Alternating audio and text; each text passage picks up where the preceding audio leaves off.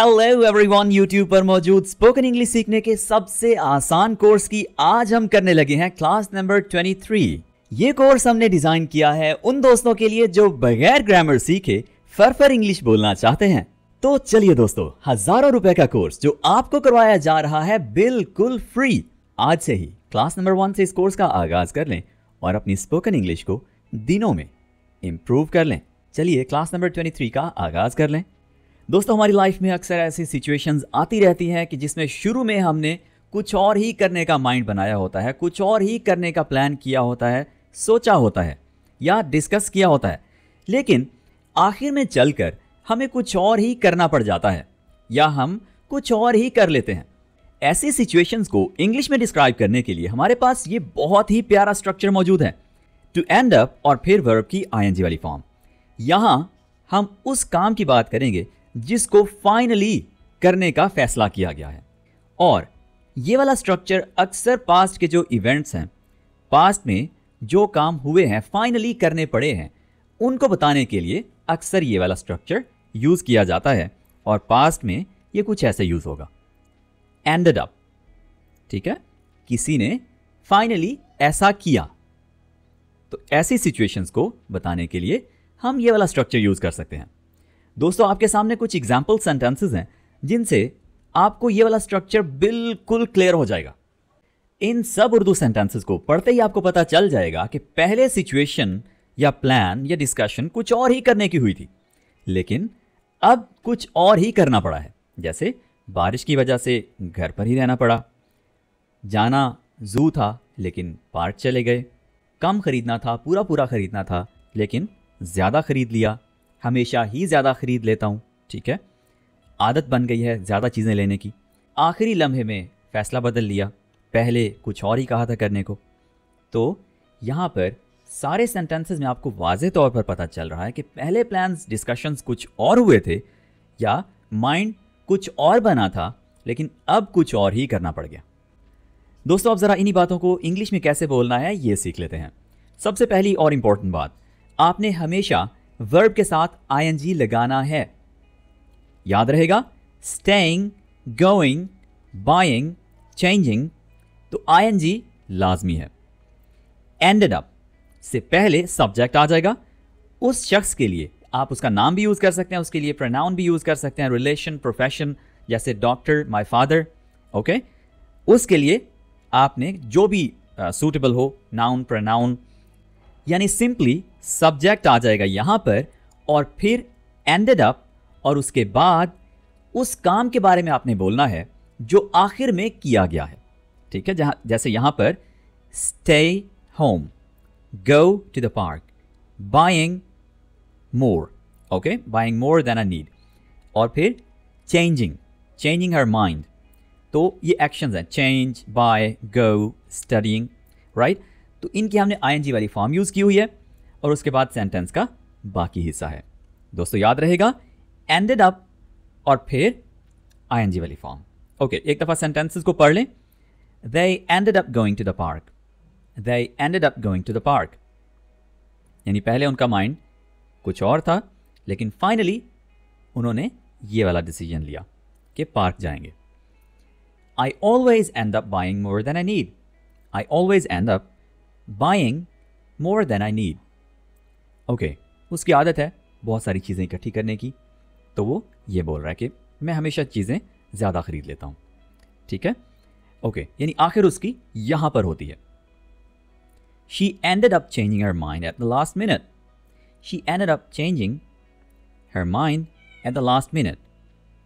Okay, तो दोस्तों, इस तरह से एंड अप का यूज आप कर सकते हैं। आप इस पर ज़्यादा फोकस कीजिए और इसको प्रैक्टिस कीजिए। ended up saying, ended up staying, ended up going, ended up doing, इस तरह से बहुत सारे जो वर्ब्स हैं, आमतौर पर यूज़ होने वाले एक्शन वर्ब्स, उनके साथ इसकी प्रैक्टिस कर लें। अगर हम इसको प्रेजेंट में यूज़ करने की बात करें तो ends up with third person singular और end up with other plurals and I and you। ठीक है, I और you के साथ, और बाकी जितने भी प्लूरल्स हैं उन सब के साथ end up, और जितने भी सिंगुलर हैं, थर्ड पर्सन सिंगुलर हैं, उन सब के साथ ends up। ओके, बाकी सारा रूल सेम रहेगा, और फ्यूचर के लिए विल एंड अप और वर्ब की आईएनजी वाली फॉर्म। दोस्तों, आई होप आपको एंडेड अप का यूज़ बिल्कुल क्लियर हो गया होगा। फाइनली जब जाकर कुछ किया जाता है तो उसको हम मॉडर्न इंग्लिश में, अच्छी एडवांस्ड इंग्लिश में कहने के लिए एंडेड अप का यूज़ कर सकते हैं। ठीक है, आप सब ने एक एक सेंटेंस बनाना है एंडेड अप पर कि फाइनली आपने कौन सा मोबाइल ख़रीदा। इस पर आपने एक सेंटेंस बनाकर कमेंट लाजमी करना है।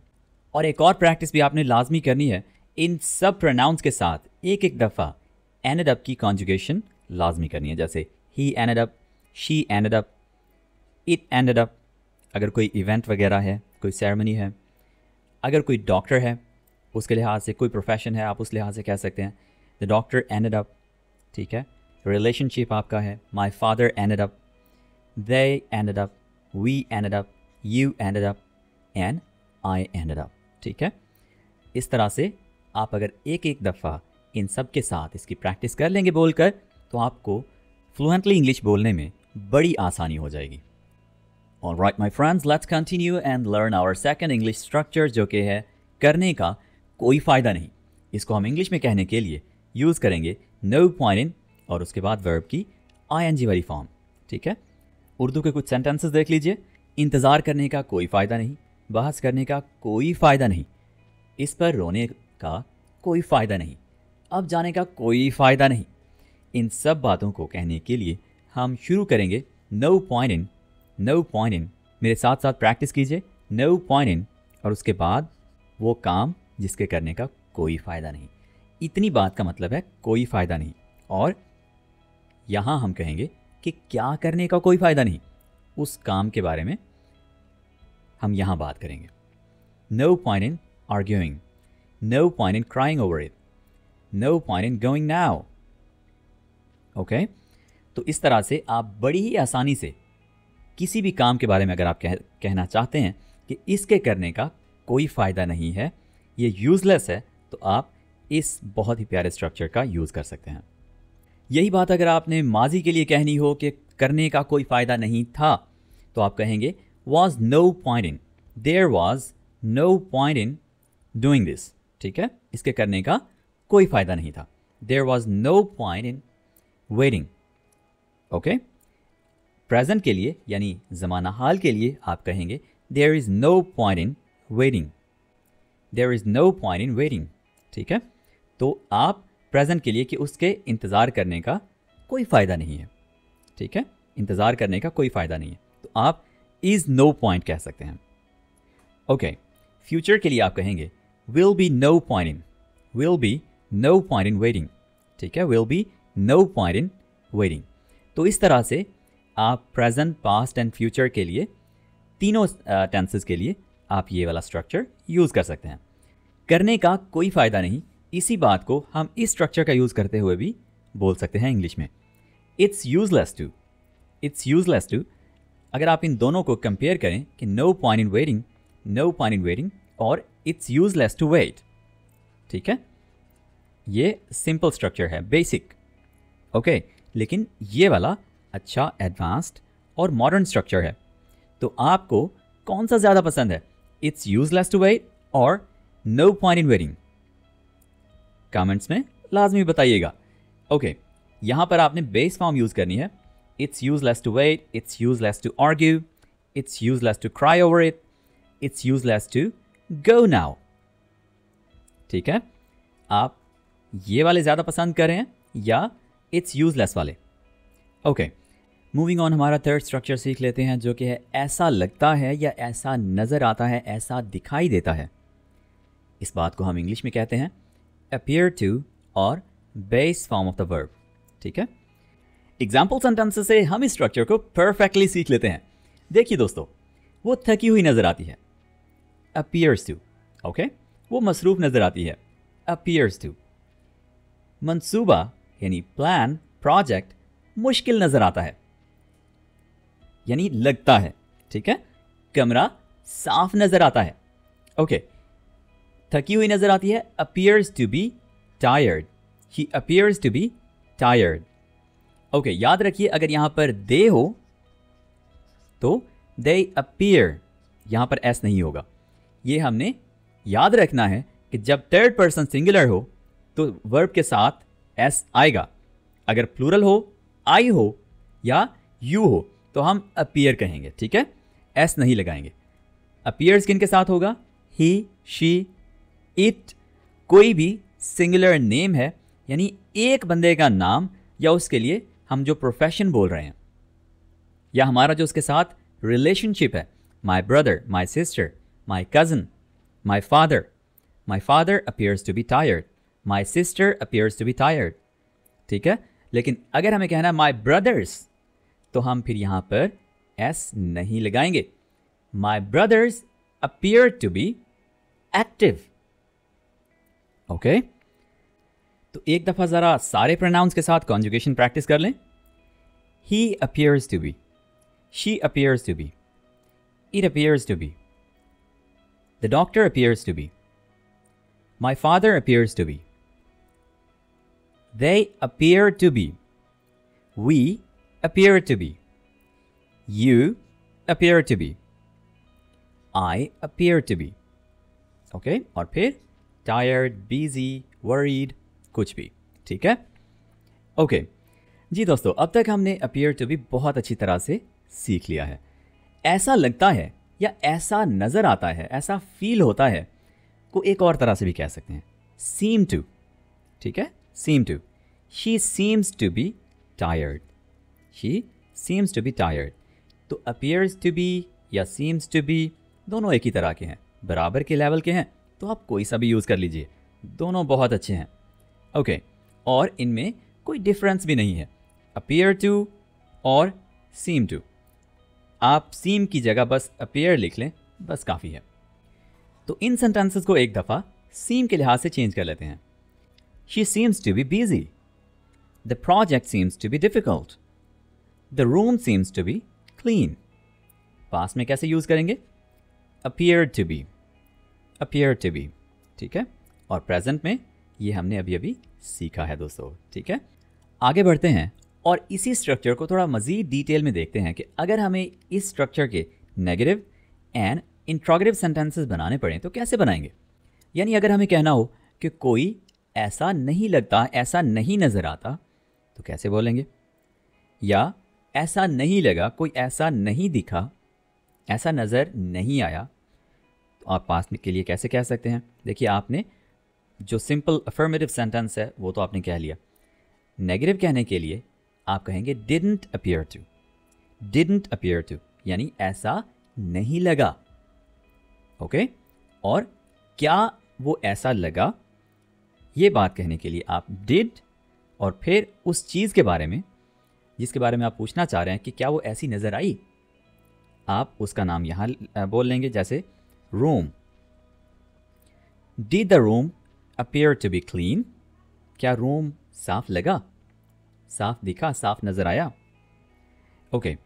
प्रेजेंट के लिए डज थर्ड पर्सन के लिए आप कह लेंगे, और डू प्लूरल्स के लिए, यानी जितने भी जमा हैं, और आई और यू के लिए, ठीक है। जैसे he doesn't appear to be worried, you don't appear to be worried, you don't appear to be busy, तुम सिर्फ एक्टिंग कर रहे हो बिजी होने की, मुझे तो बिजी नहीं लग रहे, ओके। फिर अगर आपने क्वेश्चन करना हो कि क्या वो मसरूफ़ लग रहे हैं या मसरूफ़ नज़र आ रहे हैं, तो does he appear to be busy, does the room appear to be clean, ठीक है। तो इस तरह से थर्ड पर्सन के लिए आप डज यूज़ करेंगे, और आई प्लस यू प्लस जितने भी प्लूरल्स हैं उनके लिए आप डू का यूज़ करेंगे, और फिर उस बंदे का नाम या उस चीज़ का नाम जिसके बारे में आप पूछना चाह रहे हैं कि क्या वो ऐसा लग रहा है, ठीक है। तो इस तरह से आप अपीयर टू का यूज़ कर सकते हैं। और अब आखिरी बात दोस्तों, जहाँ जहाँ हमने अपीयर का यूज़ किया है वहाँ पर आपने सीम का यूज़ कर लेना है। यहाँ भी पास्ट के लिहाज से आप सीम्ड कह लेंगे, ठीक है, और यहाँ सीम्स या सीम। तो यूँ आपने एक साथ दो स्ट्रक्चर्स, दो बहुत ही खूबसूरत स्ट्रक्चर्स सीख लिए हैं। इनको आपने प्रैक्टिस भी बहुत अच्छी तरह से करना है और इनके सेंटेंसेस भी बनाने हैं। कंटिन्यू करते हैं और हमारा फोर्थ स्ट्रक्चर सीख लेते हैं, जो कि है कुछ करने के करीब होना। वर्ज का मतलब होता है किनारा। क्या मतलब है? किनारा। देखिए, आप जब कुछ करने के दहाने पर होते हैं, करने के बिल्कुल करीब होते हैं, करने ही लगे होते हैं, और ऐसी सिचुएशन को आपने बताना हो इंग्लिश में, तो आप इस स्ट्रक्चर का यूज कर लीजिए, ऑन द वर्ज ऑफ, और उसके बाद वर्ब की आईएनजी वाली फॉर्म, उस बात को कहने के लिए जो काम आप करने के करीब होते हैं, करने के दहाने पर होते हैं, या फिर कोई अगर एक्टिविटी है, कोई काम है, तो आप उस काम का नाम बोल सकते हैं। ठीक है, ओके। अब जरा सेंटेंसेस देख लेते हैं जिनसे मजीद आप इस स्ट्रक्चर को बहुत अच्छी तरह से समझ जाएंगे। वो रोने के बिल्कुल करीब है। She is on the verge of crying. She is on the verge of crying. वो इलाज दरियाफ्त करने के करीब है। He is on the verge of discovering a cure. He is on the verge of discovering a cure. He is on the verge of discovering a cure. वो जीतने के करीब होंगे, फ्यूचर के लिए। आप इस स्ट्रक्चर का यूज फ्यूचर के लिए भी कर सकते हैं। They will be on the verge of winning. They will be on the verge of winning. मुल्क एक बड़े बहरान के दहाने पे खड़ा है, यानी बड़े बहरान के करीब है। The country is on the verge of a huge crisis. The country is on the verge of a huge crisis. तो ये नाउन के लिहाज से हमने यूज़ किया। इन्हीं बातों को अगर हमने तीनों टेंसेस के लिहाज से बोलना हो, पास्ट, प्रेजेंट एंड फ्यूचर के लिए, तो was on the verge of, is on the verge of and will be on the verge of। दोस्तों, कुछ करने के करीब होने को इंग्लिश में कहने के लिए हम इस स्ट्रक्चर का यूज़ भी कर सकते हैं, जो कि है about to और वर्ब की बेस फॉर्म। आप अगर इस सेंटेंस को कहना चाहें कि वो रोने के बिल्कुल करीब है, he is about to cry, हम सिंपली कह सकते हैं he is about to cry। ठीक है, और अगर हमने इसको बोलना हो, he is about to discover a cure, he is about to discover, he is about to discover a cure। Okay, ये वाला जो स्ट्रक्चर है ये इंटरमीडिएट लेवल का है, या आप इसको बेसिक लेवल का भी कह सकते हैं। ठीक है, और ये वाला थोड़ा एडवांस्ड है। ओके, तो आपको कौन सा स्ट्रक्चर ज़्यादा पसंद है? जो भी आपको ज़्यादा अच्छा लगे आप उसको प्रैक्टिस लाजमी करें, ज़्यादा से ज़्यादा प्रैक्टिस करें। मुझे पर्सनली ये बहुत ही अच्छा स्ट्रक्चर लगा है, एडवांस स्ट्रक्चर है और बहुत ही प्यारा है। Okay, they will be on the verge of winning, they are about to win. ठीक है, they are about to win. तो इस तरह से आप दोनों स्ट्रक्चर्स को प्रैक्टिस कर सकते हैं। ये जो नाउन के साथ है इसको हम अबाउट टू के साथ यूज़ नहीं कर सकते। ठीक है, ओके। तो दोस्तों, आई होप कि ऑन द वर्ज ऑफ बिल्कुल क्लियर हो गया होगा। सबसे पहले सब्जेक्ट आ जाएगा, फिर जो उसके लिए सूटेबल वर्ब हो, ओके, चाहे वो प्रेजेंट में हो, पास्ट में या फ्यूचर में, फिर ऑन द वर्ज, ओके, और उसके बाद सेंटेंस का बाकी हिस्सा। याद रखिए, आप इसमें वर्ब की आईएनजी वाली फॉर्म भी यूज़ कर सकते हैं और नाउन भी यूज़ कर सकते हैं। ज़्यादा ये वर्ब की आईएनजी वाली फॉर्म के साथ ही यूज़ होगा। ठीक है, जब ये नाउन के साथ यूज़ होगा तो ये अक्सर इस तरह से ट्रांसलेट किया जाएगा, के दहाने पर खड़ा है या के दहाने पर है। ठीक है, दहाना मतलब किनारा। ओके, आगे बढ़ते हैं और हमारे स्ट्रक्चर नंबर 5 को डिस्कस कर लेते हैं। देखिए दोस्तों, कुछ लोगों की आदत होती है, फितरत होती है, उनका रुझान होता है, उनका झुकाव होता है, उनके खून में होता है कि वो कोई काम लाजमी करते हैं। ठीक है, उन्होंने करना ही करना होता है, राइट। देखिए दोस्तों, कुछ लोगों की फितरत होती है, उनकी आदत होती है, उनका रुझान होता है, झुकाव होता है, या उनके खून में होता है कि वो कोई ख़ास काम लाजमी करते हैं, यानी उनकी टेंडेंसी है। ठीक है, टेंडेंसी, टेंड टू का मतलब है टेंडेंसी है उनमें एक ख़ास चीज़ की तरफ, ख़ास काम की तरफ उनके अंदर झुकाव है, उनकी फितरत है वो काम करना। ठीक है, यानी किसी के बारे में बताने के लिए कि उनमें ये टेंडेंसी है, उनमें ये रुझान है, तो आप इस स्ट्रक्चर का यूज़ कर लें, टेंड टू और उसके बाद base form of the verb. ठीक है, अगर आप सेंटेंसेस देखेंगे तो मज़ीद समझ जाएंगे। वो छोटी छोटी चीज़ों पर गौर करती है, यानी उसमें ये फितरत है, उसकी ये आदत है कि वो छोटी छोटी चीज़ों पर, छोटी छोटी बातों को नोट करेगी, उनका असर लेगी दिल पर। ठीक है, उनको सोच पर सवार कर लेगी, जहन पर सवार कर लेगी। ठीक है, तो इस तरह से उसकी एक टेंडेंसी है, राइट, उसका एक रुझान है, उसकी एक फितरत है। तो हम उसकी फितरत को बताने के लिए इंग्लिश का ये स्ट्रक्चर यूज़ कर सकते हैं। She tends to, third person singular है तो एस और ई एस, ठीक है, याद रहे यहाँ पर एस आएगा। तो she tends to notice small things, she tends to notice small things, okay, यानी उसकी ये फितरत है, उसकी ये आदत है कि वो छोटी छोटी चीज़ों पर गौर करती है। अब देखिए दोस्तों, यहाँ पर हमने वाज़े तौर पर ये नहीं लिखा कि ये उसकी फितरत में है, बस हमने अगर इतना कह दिया कि टेंड्स टू, तो सेंटेंस उर्दू में जो हमने बोला है उसमें ये वाज़े हो गया कि ये उसकी आदत है, ठीक है। अगर हम उर्दू में मज़ीद ये बात वाज़े करना चाहें कि आदतन वो छोटी छोटी बातों पर गौर करती है, फितरतन वो छोटी छोटी बातों पर गौर करती है, तो हम इस तरह से कह सकते हैं, ठीक है। ओके, वो लड़ाई झगड़ों से दूर रहता है, ठीक है, उसकी टेंडेंसी नहीं है इस तरफ, उसकी टेंडेंसी है कि वो दूर रहे, उसकी आदत है, उसका झुकाव इस तरफ है कि वो लड़ाई झगड़ों से बचे, दूर रखे खुद को। तो he tends to avoid conflicts, he tends to avoid conflicts. बात को बढ़ा चढ़ा कर बोलना तुम्हारी फितरत है। You tend to exaggerate the things, you tend to exaggerate मतलब बढ़ा चढ़ा कर बोलना। एग्जैजरेट कैसे बोलेंगे, ये बहुत ही प्यारा वर्ड है, ये लाजमी सीखिए। Exaggerate, you tend to exaggerate the things, okay. उनकी फितरत है बहुत ज़्यादा बोलना। They tend to talk too much, they tend to talk too much, okay. तो हमें जब भी किसी के रुझान, किसी की टेंडेंसी, किसी की फितरत के बारे में बात करनी हो कि वो किस टाइप का बंदा है, उसका झुकाव किस तरफ है, तो हम टेंड टू का यूज़ कर सकते हैं, ठीक है, यानी हमें किसी की टेंडेंसी बतानी हो। ओके, तो पास्ट के लिए टेंडेड टू, राइट, प्रेजेंट के लिए टेंड या टेंड्स टू, फ्यूचर के लिए विल टेंड टू, ओके। अब ज़रा इसके नेगेटिव और इंट्रोगेटिव सेंटेंसेस कैसे बनाने हैं थोड़ा ये देख लेते हैं। डिडंट टेंड टू, और फिर did plus subject plus tend to, ये क्वेश्चन करने के लिए पास्ट में, ठीक है। Did he tend to talk a lot in university, for example job के दौरान किसी दोस्त से बात हो रही है, कि उससे पूछा जा रहा है कि क्या आपका दोस्त यूनिवर्सिटी में भी इतना ज़्यादा बोला करता था, बहुत ज़्यादा बोलने की आदत थी इसको। तो did he tend to talk a lot during university या कॉलेज या स्कूल, तो इस तरह से आप क्वेश्चन कर सकते हैं, ठीक है। प्रेजेंट में डजंट या डोंट टेंड टू नेगेटिव कहने के लिए, और अगर क्वेश्चन करना हो तो डज या डू और फिर सब्जेक्ट और टेंड टू, ओके। और फ्यूचर के लिए विल टेंड टू, ये पॉजिटिव सेंटेंस हो गया। नेगेटिव के लिए वॉन्ट टेंड टू, ठीक है, यानी will not tend to, will not tend to, okay. Will not को शॉर्ट करके हमने कहा वॉन्ट, कॉन्ट्रैक्शन बनाकर वॉन्ट टेंड टू। और फिर अगर क्वेश्चन करना हो तो विल और फिर सब्जेक्ट और उसके बाद टेंड टू, ठीक है।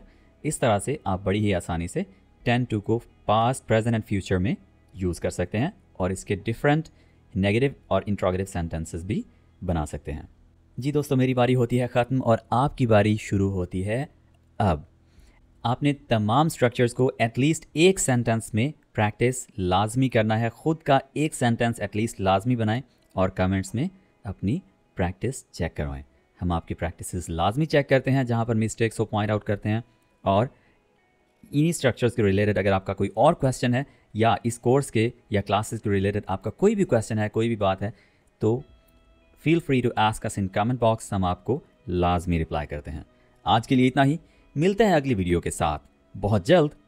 इसी तरह की इंग्लिश लर्निंग की वीडियोस एंड कोर्सेज के लिए सब्सक्राइब कर लीजिएगा। Take care, bye for now.